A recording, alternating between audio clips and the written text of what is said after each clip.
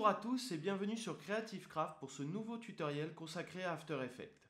Aujourd'hui, nous allons voir ensemble comment réaliser l'animation du logo de Web TV Dombe. C'est une Web TV auquel je participe activement et j'ai donc réalisé tout naturellement l'animation de leur logo. Tout d'abord, prenons le temps de regarder cette animation ensemble.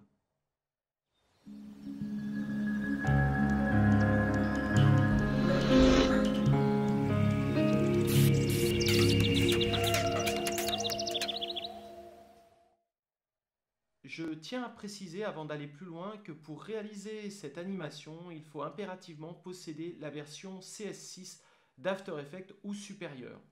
Car dans la version CS6, un système 3D appelé lancer de rayons permet de créer des volumes à partir des lettres, mais aussi à partir d'autres calques. Nous allons regarder ensemble les différents éléments qui m'ont permis de réaliser cette animation. On est parti bien sûr du logo de base de Web TV Dombe. Et ensuite, j'ai utilisé différents éléments. Tout d'abord le papier, des petits carreaux, une goutte d'encre et la silhouette d'un canard en vol. J'ai également utilisé dans Illustrator le slogan ici. Et j'ai déjà effectué le tracé de chacune des lettres, comme vous pouvez le voir ici. De retour dans After Effects, nous allons pouvoir commencer notre création. Avant d'aller plus loin, je souhaiterais indiquer que ce tutoriel est de niveau intermédiaire, donc je pars du principe que vous connaissez et maîtrisez déjà les grands aspects de l'interface d'After Effects, mais aussi les grands principes de l'animation avec ce logiciel. Nous allons commencer par importer nos sources. Je vais faire clic droit, importer, fichier. Vous trouverez toutes vos images directement dans le dossier images que vous avez dû télécharger avant le début de ce tutoriel grâce aux petites icônes qui se trouvent à droite. Je vais aller dans le dossier images, je vais importer tous les JPEG. OK. Je vais ensuite faire importer multiples et je vais aller chercher mon canard en vol. Voilà, je vais choisir le calque silhouette. Voilà, et je vais importer mon slogan de la même manière en choisissant le calque slogan.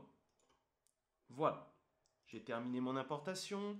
Comme d'habitude, je vais classer mon chutier, je vais créer un dossier image, OK, dans lequel je vais glisser toutes les images. Voilà. Nous allons commencer notre travail en créant une première composition. Clic droit, nouvelle composition. Nous allons créer une composition que je vais appeler page avec les dimensions 3840 par 2160. C'est l'équivalent du 4K vidéo. Le débit d'image, on va le garder à 25 et la durée, nous allons mettre 10 secondes. Et nous appuyons sur OK. Voilà. Nous allons pouvoir commencer à placer les éléments dans notre composition en commençant bien sûr par la feuille de papier.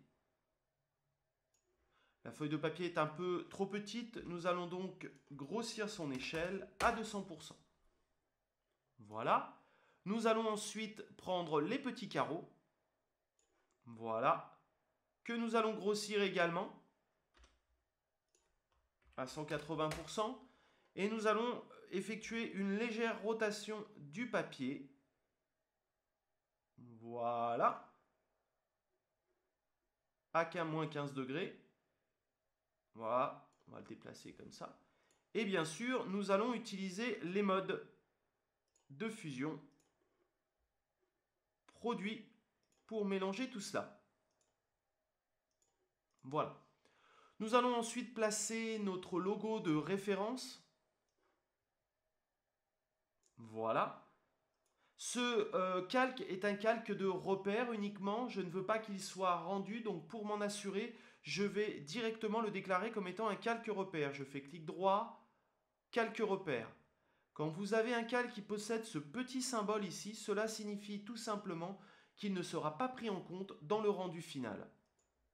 Je vais verrouiller tout ça et je vais commencer à placer les textes ici.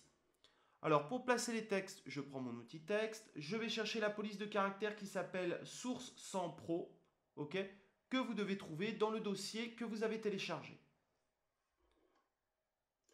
Voilà, je Je vais commencer par la lettre W qui est de taille 600 avec une rotation de moins 7 degrés.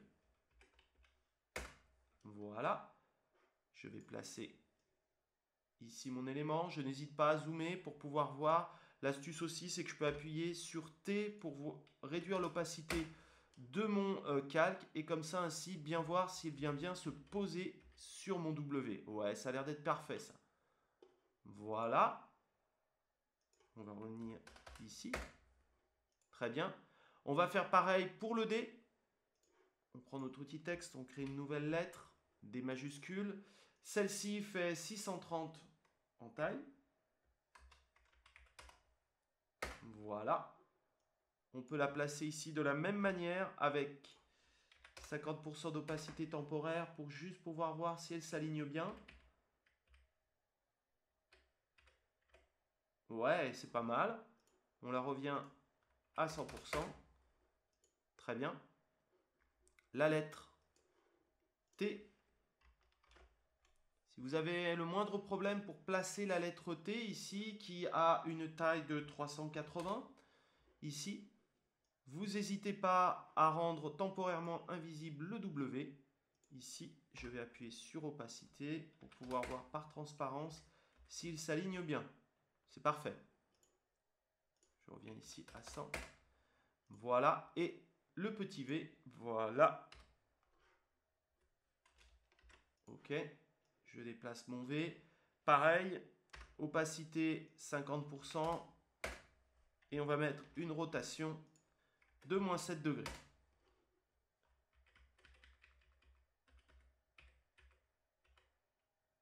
On va revenir à 100% d'opacité. Voilà, et on va refaire apparaître notre W. On va maintenant leur attribuer les couleurs. Donc je vous rappelle ici que votre logo de référence vous dit que le W ici, vous voyez, je l'affiche dans métrage.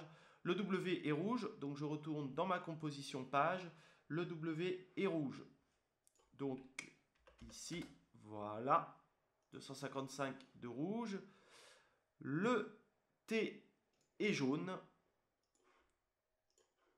Le T est jaune, c'est-à-dire tout le rouge et le vert. Voilà. Le D est vert.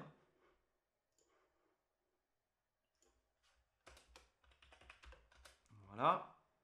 Et bien sûr, le V, lui, est bleu. Voilà, comme ça on a nos couleurs de base. Très bien. On va maintenant reculer un petit peu, placer le slogan. Je prends mon slogan ici. Comme vous pouvez le constater, le slogan est un tout petit peu plus grand à la base. J'essaie d'aligner plus ou moins le A. Je mets mon point d'ancrage au niveau du A, justement. Et ensuite, je prends mon outil d'échelle.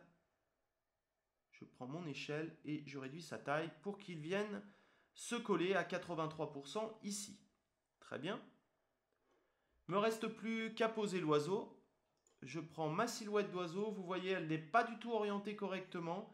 Je prends donc mon outil flèche. Je fais clic droit, géométrie, basculer horizontalement. Voilà.